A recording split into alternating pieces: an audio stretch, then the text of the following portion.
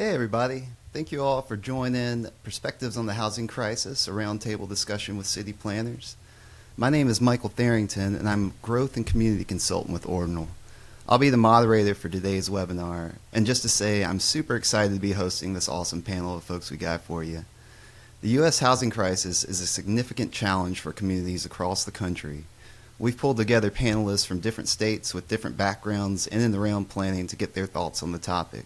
Should be a great discussion. If you have any questions for our panelists, don't hesitate to drop them into the chat. I'll be on the lookout for your messages and will try my best to fit them into the discussion. Without further ado, please welcome Bryce Bierman, Terry Satterwhite, and Rick Berry. Hey guys, good to have you with us. Hey Michael. All right, just to start things out, I'd like y'all to please introduce yourselves and tell us about your experience with city planning and what you're up to now. So if you could just kick it off, Terry, I'll start with you. Sure. Hi, everyone. My name is Terry Satterwhite. I started on the private sector for permitting and moved into the public sector for planning. And now I'm a planning and zoning administrator for the town of Lewisburg in North Carolina. We are a small rural town in North Carolina, but we sit next door to the capital of the state of North Carolina. We're like 30 minutes outside of Raleigh. Good stuff. Want to stand in, Rick? Sure. I'm currently the Director of Operations for Satellite Locations and Administrative Services for Northwest Arkansas Community College. Community College here in Northwest Arkansas. Includes planning for Washington County, Arkansas, Tontitown, Arkansas, as well as the city. All right, Bryce, and how about yourself? Yeah, I started my career in HOA or Homeowners Association management and transitioned into regional planning and most recently city planning with the city of Durango, and have now transitioned into, I am the coordinator of the Homeless Alliance here in Chittenden County, Vermont, which is where Burlington, Vermont is located. It's kind of the hub of the state. So I've transitioned from more traditional zoning and land use policy to how that affects housing and homelessness here in Vermont. Good stuff. Well, now that we know all of you, I'm going to go ahead and jump into a big question for y'all. So to kick off the conversation, what are some of the large systemic issues that y'all have identified that contribute to the housing crisis? And I'll let anyone just hop in here.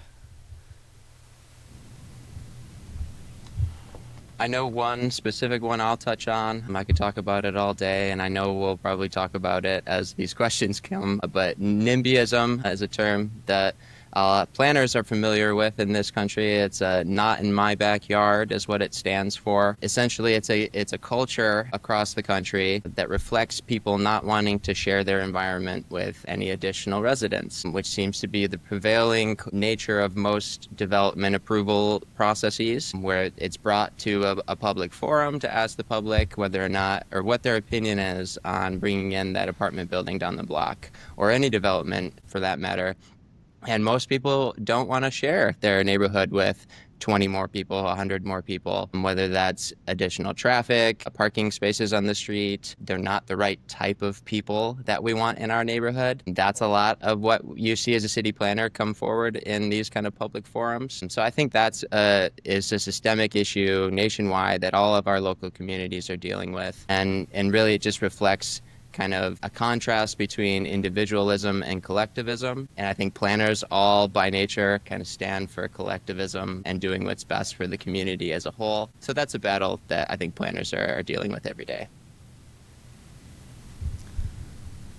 Nice, solid response there, Bryce. Appreciate it. Just to move on to the next question, to what extent are the challenges you're facing unique to your state versus being part of a broader national trend? I can speak to that a bit. In North Carolina, we see an uptick in tourism and short-term rentals because popular destinations in North Carolina are the coast or either the mountains. So it reduces the availability of housing for year-round in those areas. and you see more rentals in those areas. So that's kind of a unique trend that's in states like North Carolina, or unique to North Carolina, but nationally, short-term rentals are popping up all over the place, for sure. Yeah, as a North Carolinian, what you said about kind of folks traveling to the coast and the beach definitely rings true. So I appreciate that answer. This one's to the group as well. How has zoning and land use regulation impacted housing affordability in your area? Well, I can kick off some of that discussion. That kind of going back to some of what Bryce mentioned earlier, that NIMBYism, that fear of even the unknown sometimes, has kind of prevented a lot of cities from increasing their density. So a lot of you see around, there's still a lot of single zoning, and that Hold on one second, Rick. Sorry to stop you, but your mic is just cutting in and out just a little bit. Are you able to change to like a different mic if you have one handy? yes, sir. Good stuff. And you just do that by scrolling along the bottom and clicking on the mic icon, and then you should be able to check a different one. Yeah, and I can piggyback off of what Rick was saying is that, yeah, zoning and land use regulation has limited housing affordability and availability in a lot of communities.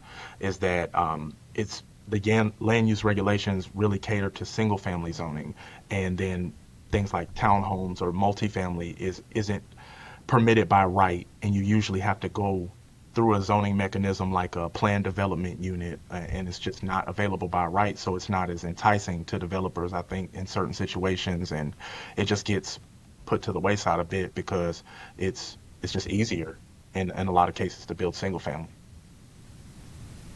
That makes sense. Yeah. Let's do a little test too. Rick, are you back? Are you able to? Let me see how you're coming through right now. Oh, not yet. Sorry. Yeah, we're still not able to hear you. I don't know. Maybe we're just having a little bit of technical difficulty on that side. Well, we'll continue on for now. What are y'all's thoughts on inclusionary zoning and its effectiveness? I can speak to that a little Can you hear bit. me any better now? Oh, Yes. hey, Rick, you're back. Sorry Yeah. about that. There he is. Yeah. No worries. We can hear you. Did you want to jump in on this one, or I can start us off? Yeah, Rick, if you just the question right now that we are on is what are your thoughts on inclusionary zoning and its effectiveness? Oh, I will let you guys jump into that. I'm getting my setup back together right here. I apologize for the Yeah. technical issue.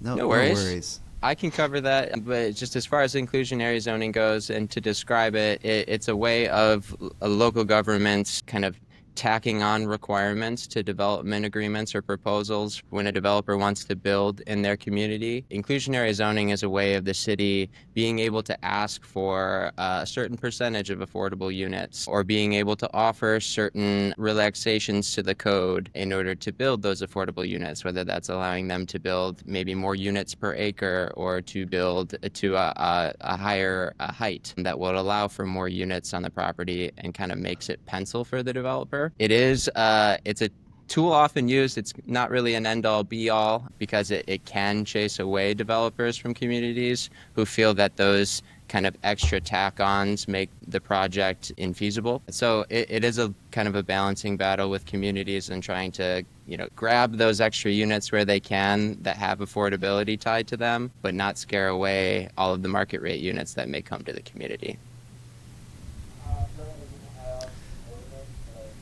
Gotcha. Sorry, I was leaving a little space there in case anyone else wanted to hop in. But I'm going to scoot along to the next one.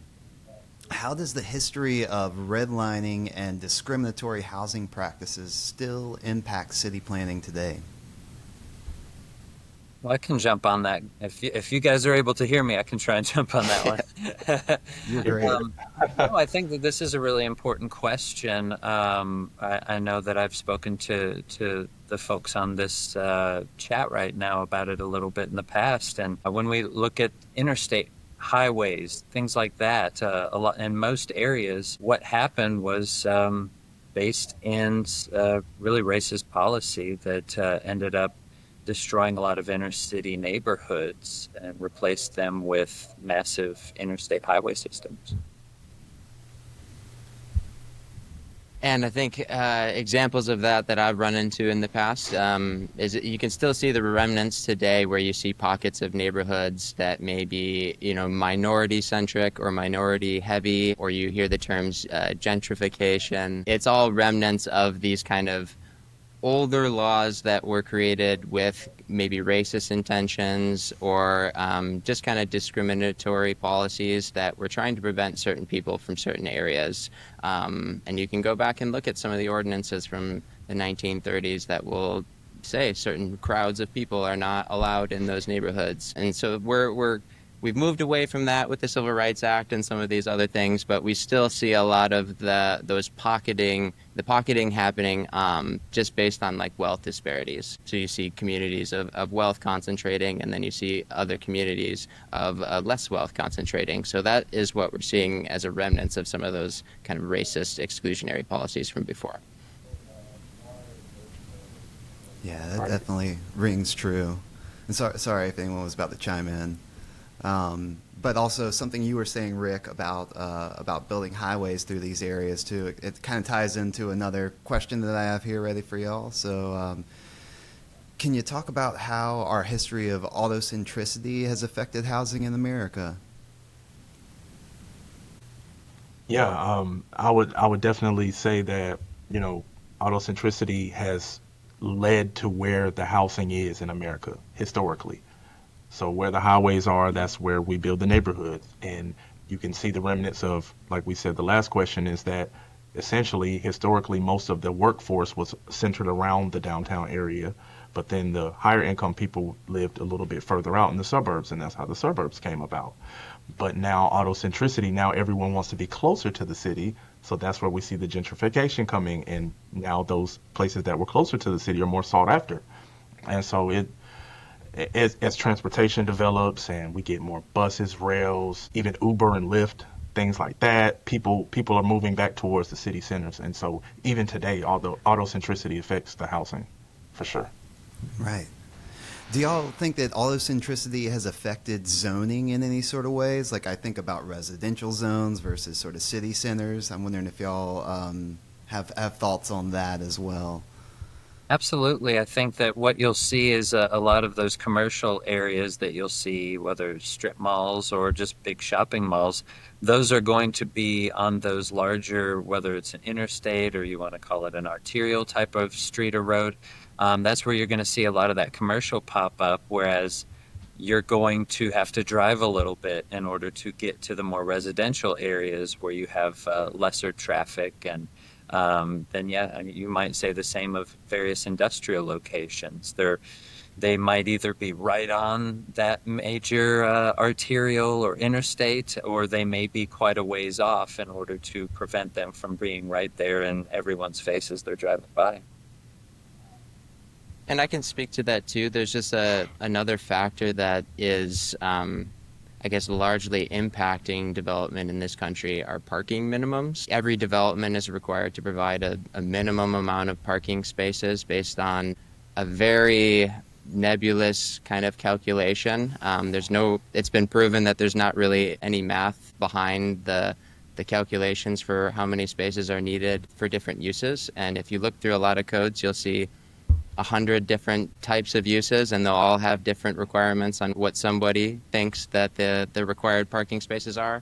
And that prevents development from occurring if they can't meet the amount of parking, or if they need to create parking spaces where housing could have been, so that takes away from potential units. So, parking minimums were created because of our autocentric country. It kind of came to be after World War II when everybody was, this is again back to the GI Bill. People could afford starter homes, people could afford cars. We now had interstate systems. So that really led to the parking minimum, the need for parking minimums, and we're still dealing with that today. I think for the last 20 years, we've been kind of seeing that it's hurtful to our development now that housing has become a crisis. So one of the many tools we have to try to correct that. Gotcha. Okay, so yeah, lowering the parking minimums or removing those guidelines is sort of one of the paths forward then. Gotcha. How do y'all see changing demographics and trends affecting housing? For instance, we've seen downtown revitalization, and we've just seen a general more desire for walkable areas as well. Have y'all seen this affecting housing as well? I know that might kind of fit into the previous question, but if y'all want to riff on this for a little bit too. Terry, you look like you're going to talk. I'll let you start. Yeah, I mean, yeah, absolutely. Um, the demographics, there being a younger working force population, attitude has changed to, like you said, be to more towards the city center. The aging housing population, there is aging housing that these houses were built in the 50s and 60s, and they just, they were single family house, and in most cases, their family stayed in that house until now they're becoming seniors, and now the houses just haven't had much upkeep. So now we're experiencing that the single family houses in suburban and rural areas are declining, and everybody's moving back towards the city centers. Makes sense. Very true. I was gonna go a slightly different angle because of your use of the term demographics. It had me thinking maybe more outside of the box than you were looking for. But with the ever increasing Hispanic population that we have in the U.S., what we're seeing is a different type of a state of living, so to speak. A lot of Americans, you'll see they have kind of homes or facilities for their older populations, whereas when you look at a lot of the Hispanic Central American communities, they're more apt to live with several generations in one household. So that creates a new and unique need, housing-wise, to have that many people living in under one roof. It's a great point, Rick. You're right. Absolutely. Something that's And it's not kind of thought like a about. double single family house, if so to speak. Yeah. Right. And I'd say that our culture kind of it leaves that out of the planning conversation a lot, just because, in America we've gotten used to nursing homes and those types of ideas. But and I can see how that shift will change as our populations start to change. Well, speaking from personal experience, both my dad and brother are general contractors, and they've just been telling me that cost of building has risen over the past few years, especially post-COVID. What role do these rising costs of building materials and labor play in the current housing crisis?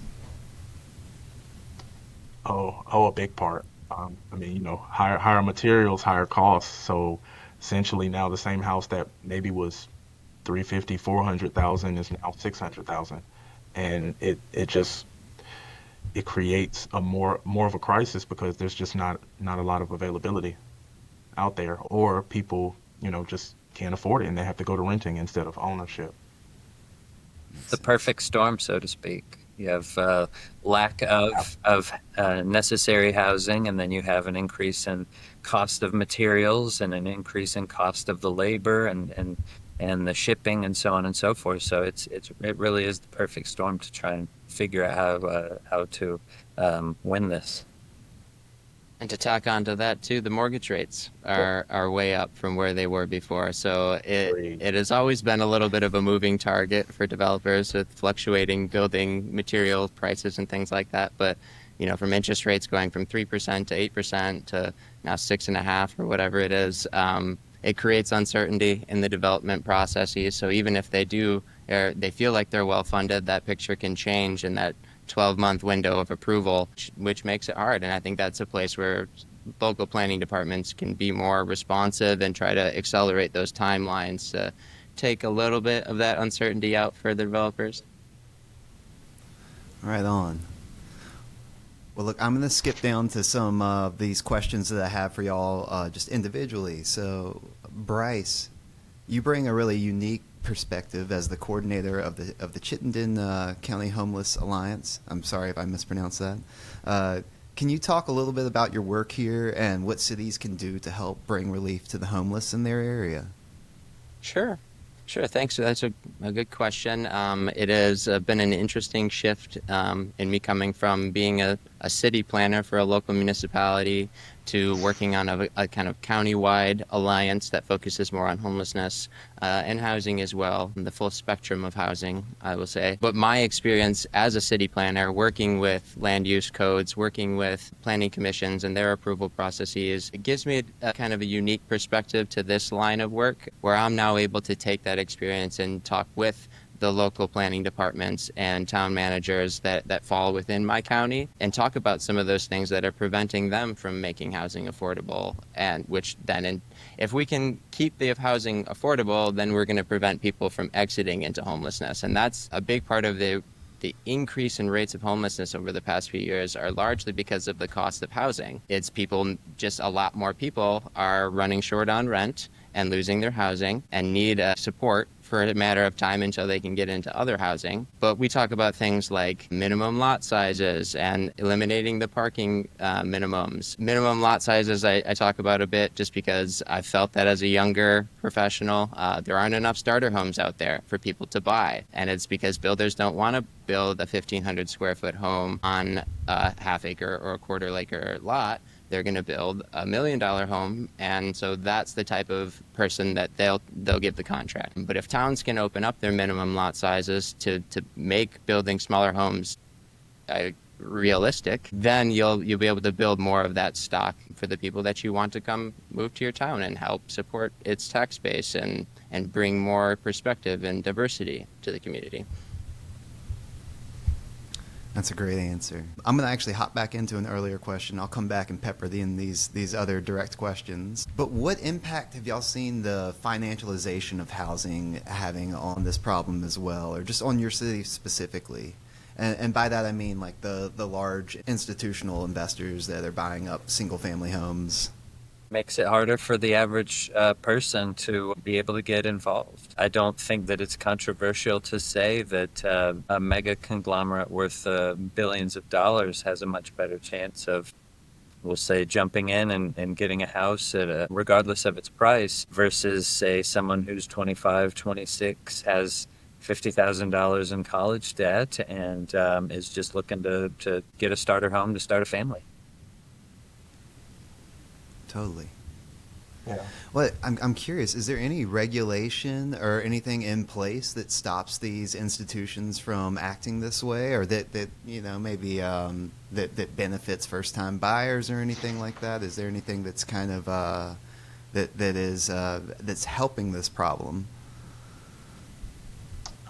You can, on the back end, there's things like restrictive covenants that you can add to the properties, and so in years going forward, they wouldn't be sold again to a large national buyer.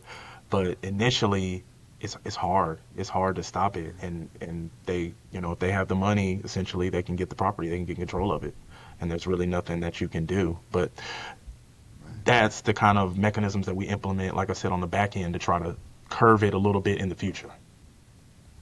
And I'd say from planning from a statewide perspective, one thing that states can do to push back, and local communities too, but it usually gains more traction at a state level, would be some kind of a second home tax or a homestead tax exemption. So that would say, if this is your primary home, then you're going to pay a significantly reduced amount of taxes on it. Or, conversely, if this is your second home that is either your vacation home or something you rent on Airbnb or something you just rent on a month-to-month basis or an annual basis, those would then be taxed at, double the rate, triple the rate, much higher rates. So that kind of works to persuade those institutional buyers to take their money elsewhere, and then makes it then easier, creates a smaller pool of buyers for the homes that you have, and makes it easier for the local residents to buy them instead of wealthy, out-of-state, individual owners or conglomerates.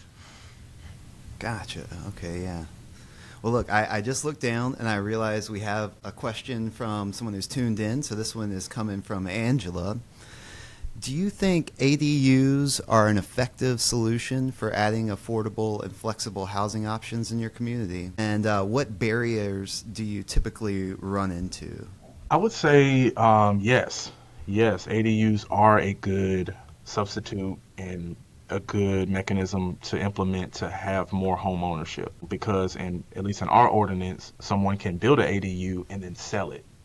they can't sell the land that it's on, but they can sell the actual house, the structure. So that does give someone a chance to become a homeowner, even though they might not own the land that the house is technically on. It still gets the foot in the door, and it still adds increased availability of housing to our town, for sure. Initial challenges would just be zoning regulations of, setbacks, and if your lot's big enough to have it. And currently in our ordinance, we only allow it in low density residential. So we don't allow it everywhere, but it does give a large area so, citizens can add an ADU if they are eligible.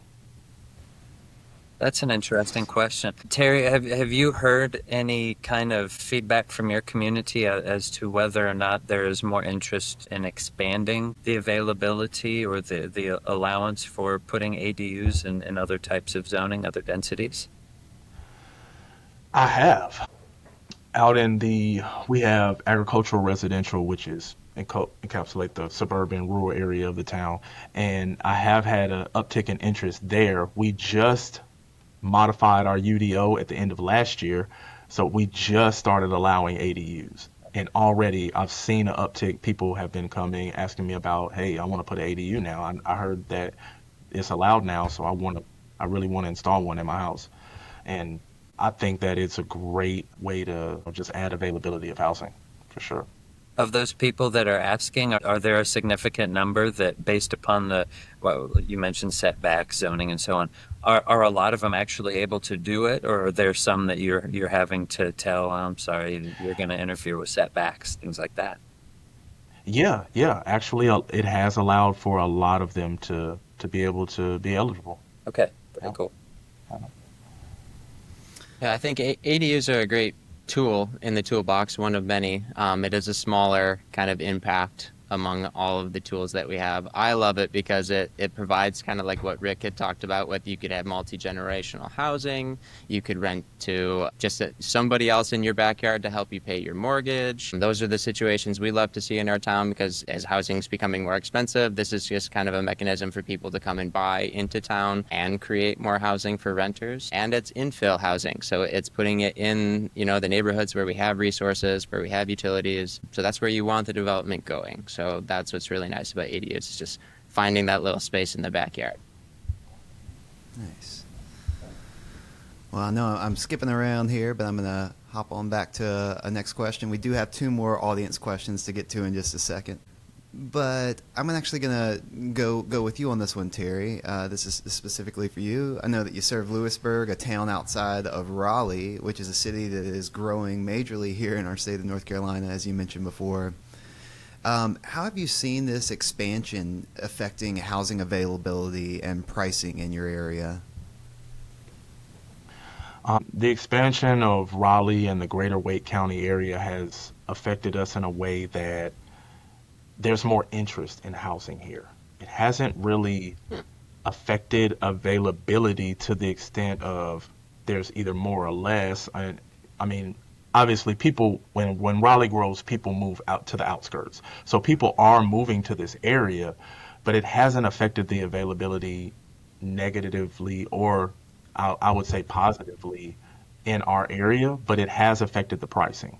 The county reevaluated the tax rates, and there was a bit of an outcry from residents in our area that, hey, my property value went up a lot, and now I'm having to pay a lot more in property taxes, whereas last year I wasn't.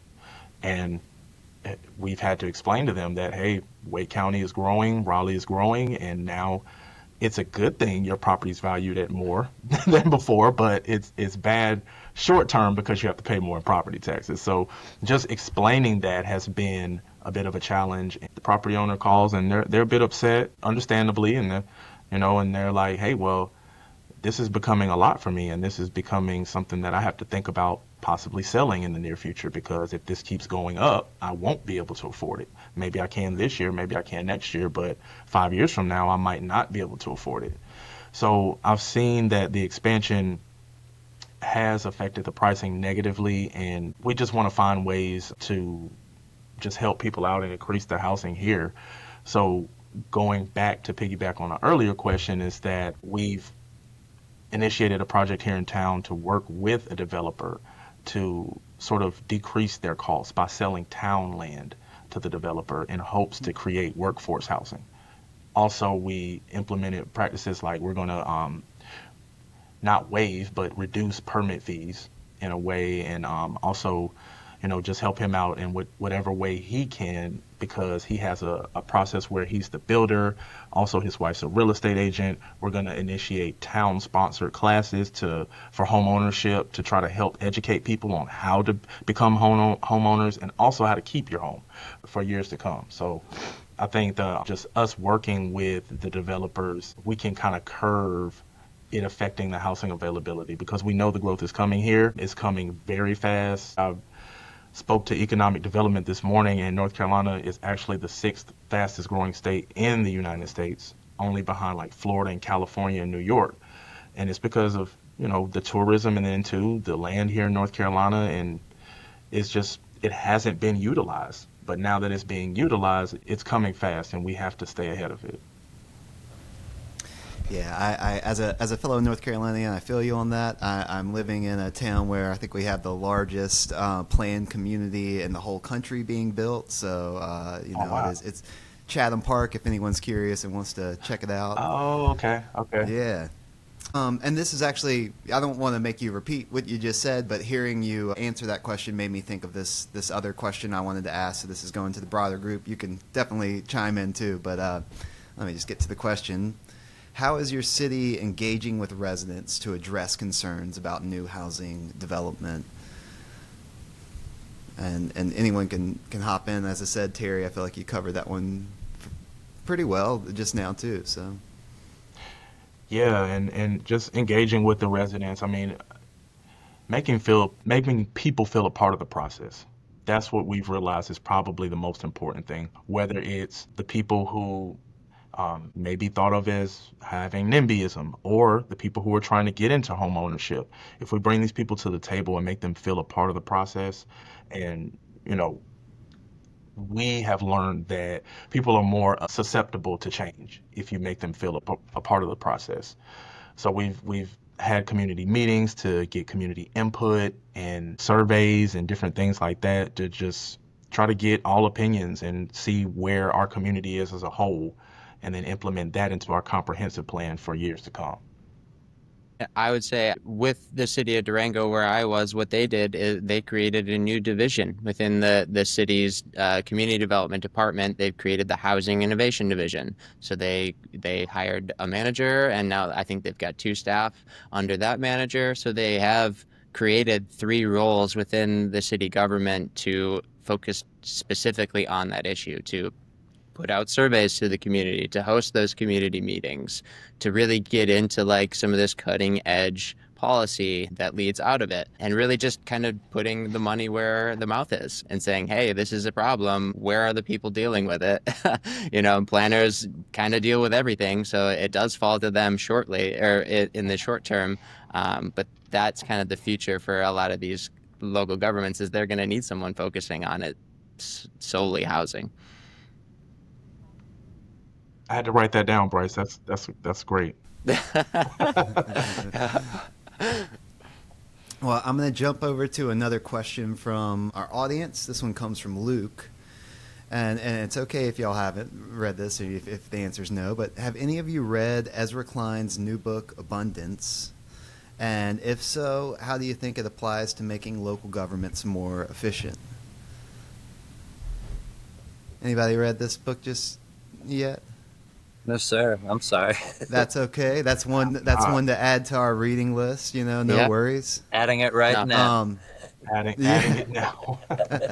Ezra Klein's got some great stuff, so I'm sure it's a valuable book, but haven't read it yet. Agreed. Yeah, Ezra Klein's awesome. Well, I got another one from Angela too, and let me make sure I grab the right one. I don't want to ask the same question twice. What advice would you give to developers to successfully collaborate with neighborhoods on new housing projects? That's a good one. Oof. Input. Meetings. Yeah, just make them feel a part of the process. Make them feel like they had a hand in the decision making.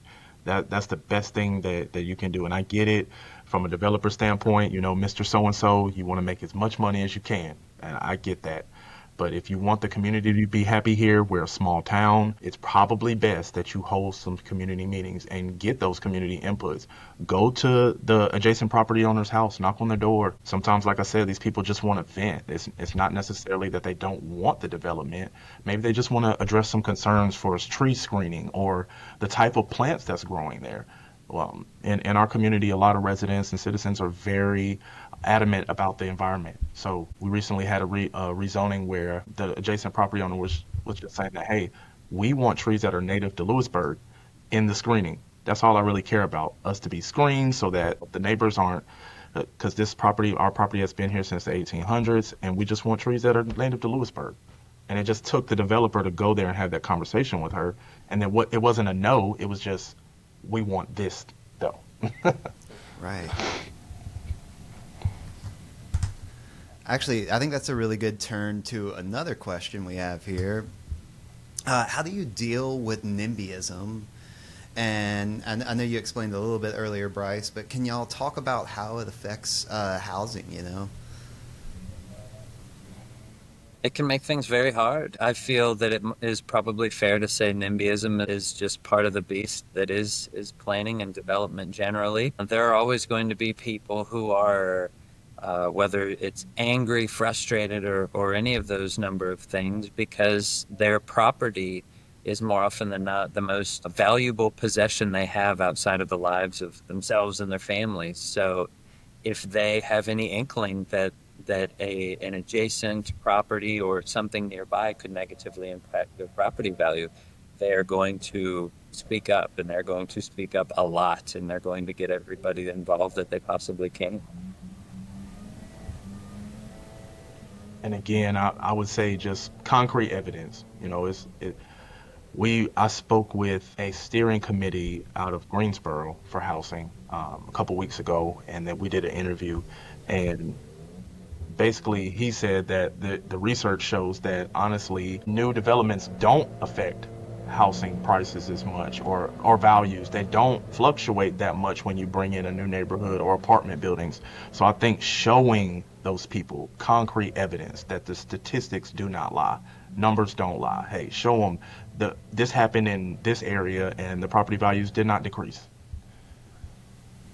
And I'd say working with your planners to figure out what all of those concerns are going to be ahead of time and focusing your presentation on those concerns and actually less about the project. You're going to have a few slides about what it's going to look like. You'll have a rendering. You'll have, a slide about how many units and such, but that's expected. And, that's just baseline presentation for trying to convince people. But I think the planners are going to help any developer understand what a specific neighborhood feel is, what the culture of the planning commission is, so that you can frame your presentation around, hey, these are the tree lines we're going to be doing. Hey, this is, we're pushing height away from the street. We're doing these things to minimize the impact to the people within the neighborhood. And then again, like those other things that Terry mentioned, the financial side of it, show some examples. If you believe that your model is going to be good for the town, tell the town why. We did this before and this is what happened. Planners love that stuff, research kind of based, informed kind of decision making. So I think that would be the way to kind of approach those kind of selling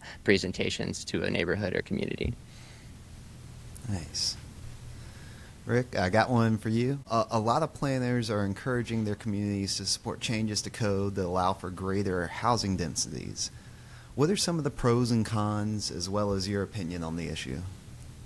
That's a really good question. I'm excited. I'm probably just going to lay some of the framework for it and then let these guys jump into, because as you've heard throughout the last, we're about 45 minutes in, we've touched on this a little bit in just a number of different ways, but I guess what we're looking at is a lot of upfront cost oftentimes, or a lot of cost generally. When you're increasing density, you're going to need to bolster your infrastructure. For example, if you're looking at a downtown area that you're looking at revitalizing, you're going from a handful of buildings that were maybe 1 or 2 stories, but you want to, or you've updated your code to allow for 5-story buildings all through that area that might have 4 stories worth of apartments. Well, you're going to have to figure out how to get that water there. You're going to have to figure out how to have the necessary parking allocations, whether that is land set aside for parking garages, so you're not having to force everybody to park on the streets. I would say the pros would end up being, hey, you're able to maximize the land that you are already developed. You're not expanding into green fields. You're using land that has already been altered in some way, shape, or form. So you're not having to increase that autocentricity that seems to be snowballing throughout the country, as we've talked about. I personally, I think that increasing density is a good thing, but admittedly, that is the extent to which that density is increased is just going to be contingent upon what your city needs are. As a planner, part of your job is going to be determined how realistic is X, Y, or Z leap forward in terms of density for now. And then as the next generation going to have to figure out, okay, well, they were able to do that. Now it's time for us to reassess that sort of density that you guys thought was reasonable 25 years ago. I'd say just using density as a measure has been troublesome for municipalities in trying to regulate what you want in a space. And density has been thought of a way like more density is bad. I think that's kind of a general prevailing notion among planning commissions, among the NIMBY populations. Yeah, more density, bad. Apartments on my block, no way. But then that brings you to this. Daniel Paralek and his company have talked about the missing middle, or coined that term. It's become very famous in the planning community, at least. But it talks about a lot of the housing structures that are in between that single-family home and the 100, 200-unit apartment building. You have townhomes and duplexes and quadplexes and apartments that you would see, it would say 50 apartments in a building, and you might think there are 6 units in there based on the way that it's oriented to the street, and they incorporate a courtyard and all kinds of stuff that is possible and looks great and fits into a community, but would never be allowed just based off of density calculations. So that's where like the transition to like a hybrid form-based code comes into the conversation, where you still kind of need to separate your uses, but you want to be able to like allow different varying densities based on what the design brings to the neighborhood. That gets into a pretty convoluted conversation about what to do from there, but we're just starting to learn about how to bring form-based codes into what we've already been using with kind of land use and zoning regulations. Right. And I'll say this conversation about density kind of makes me think back to this area that Terry and I live too, with Raleigh kind of constantly expanding. Do you see potentially, like, if we were to allow more dense residential sort of building in these cities, could it reduce city sprawl like this too? Could it stop the kind of, I think about Raleigh as being like an egg that's cracked and then it just expanding out, you know? That's an interesting visual. I like that. Yeah. I would say that yes, it does, but eventually it comes to a threshold. The sprawl kind of comes to a threshold, and there's just no land left, or the population just becomes increased so much that things like travel becomes a nightmare. And I'm sure, Michael, you know that now. Around the Raleigh area, travel is like a nightmare because it's just so many people. So no matter how much density you get, once there's too many people in a certain place, people tend to move out. And I think that's kind of what's happening in Raleigh for sure, is that there's still areas in Raleigh that could be developed and could be higher density. I think that the developers and citizens, potential residents, are realizing that I wouldn't want to live in a neighborhood right here where there's already a high traffic count of like 2,800 cars a day, and then I'm going to be here, and it's going to be even more, plus the 500 other residents in my apartment complex. So it's like I might as well move to the outskirts. I might as well move to the rural area instead of deal with it. Right, right, and I suppose too, being able to work from home and that sort of thing, it's more of a possibility for folks nowadays. I think about like my wife who lives in New Jersey and moved down from a super condensed, heavily populated space to like we might complain about the traffic here, but compared to northern New Jersey, it's okay. It's nothing, right? Right. Well, look, I know we have we're coming up on time here, but I want to get just a couple more questions in with y'all. So I got one from a viewer here. This one's from Luke again. Do y'all have any places, people, or organizations in the wider planning community that you think are doing a good job of adapting and innovating, in accordance with the housing crisis? I'd say strong towns for sure. That's the one I follow the most closely. They've got a very kind of non-political stance on a lot of the stuff. It's just kind of cutting edge research based stuff that a lot of cities may be scared to try without somebody out there talking about the success stories. So that's one I follow pretty closely and would recommend to anybody interested in this subject. Terry, go ahead. I would recommend either Raleigh or Cary. Cary is a great city in North Carolina. Their planning initiative has been wonderful. They've increased their density around the area, and I believe that Raleigh and Cary have guided development responsibly.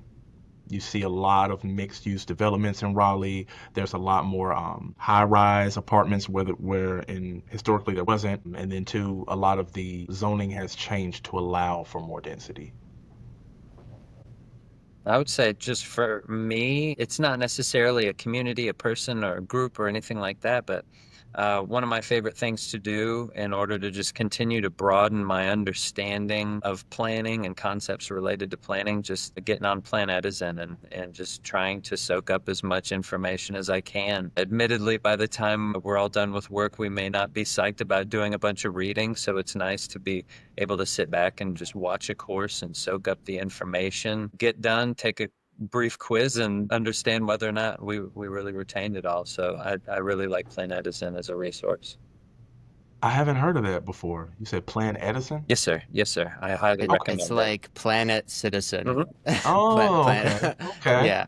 Yeah, they have a decent amount of free courses on there as far as planning goes. Others for purchase too that are more robust. But I thought that was a great tool as a new planner years ago when I saw, oh, you guys have 10 different webinars about the basics of planning and a lot of the kind of cutting edge topics.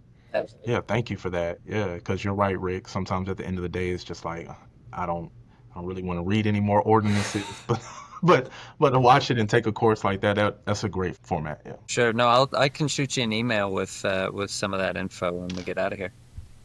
Thank you. Yes, sir. Yeah, and for any viewers, I'll drop links to all the different the people, the resources that y'all mentioned too in the chat. So if anyone wants to come back later and look into these places, the links will be handy for y'all too. And feel free to reach out to us or if you have any Yeah, questions or just want to talk about any planning initiatives. I'm glad you said that, Terry, because I was going to offer your contact details in the chat too. Not your email or anything, but your link to your LinkedIn. So that's good. Home address. Yeah, you're just a phone number. Yeah, just stop by Terry's house and Yeah. No, I usually don't take too many visitors at home, but you're welcome to reach out to me. Yeah, for sure. All right. Well, look, I'm going to ask one final question for y'all. I know we're coming up on 3. This has been a really great convo, and it's extended for a whole hour, which is kind of what we thought might happen. We weren't for sure, But anyway, I know y'all have to get back to planning work, so let's end on this one. What do y'all believe to be some of the most promising solutions to the housing crisis? We'll end on the big one. And it can either be countrywide or just what you've seen in your state or what you've seen kind of what you've done personally or, maybe something you've read on Planetizen or something like that. I would say doing exactly what we're doing now and having conversations. It all starts with a conversation. and then comes the hopefully more education, and then you can be a more useful advocate or resource tool, however you want to put it, to be able to help your community and help other communities. I would agree with you completely, Rick, and I would just say bringing all stakeholders together. And this may be something that's unique to North Carolina, but the cities, counties, and the state historically haven't really been as collaborative as personally I would like them to be. But I think, like you said, Rick, having those conversations, initiating those, and fostering that collaboration, I think can help us with bringing solutions to the table. Whether it's grants on a federal level, state level, increasing infrastructure, changing zoning laws and regulations, all of that. I modular home construction is going to be a big change for the coming years. Incredibly more efficient and cost effective to create our homes in a factory setting than on site. So that's going to be a big difference. The more money we can put behind that, the quicker it will help resolve our housing crisis. And another subject I've been learning more about recently is kind of transitioning property tax systems to more of a land tax system, which discourages people from speculating on land. It discourages people from having just bare one floor parking lots in a downtown area because they're paying the same level of tax as the person with the building next to them. What you get a lot of times is people don't want to add to their properties, or they don't because it runs up their tax bill. And this kind of transitions the taxes away from improvements on the property to taxes on the land itself. So it doesn't discourage people from adding onto properties, and it actually discourages people from holding on to just bare properties or properties that aren't necessarily providing the highest and best use for the community. Good stuff. Well, look, thank you so much, all you guys. That's all the questions that we have for today. And yeah, big thanks to y'all, Bryce, Terry, and Rick, for taking the time to share your thoughts with us. As we mentioned just a bit ago, if anyone watching would like to connect with our guests, we'll share their links to the LinkedIn profiles in the chat. And notably, today's conversation didn't delve into Ordinal's AI assistant, but if you'd like to learn more about our software, please just get in touch with us. You can navigate to ordinalforgov.com to learn more. I'll drop a link to our website and YouTube channel in the chat as well, so you can learn more about us. Thanks again to everyone who was able to join the webinar. We hope you found this talk enlightening and look forward to continuing the conversation. Have a great rest of your week. Thank you for having me. Bye, everyone. Thanks. Bye.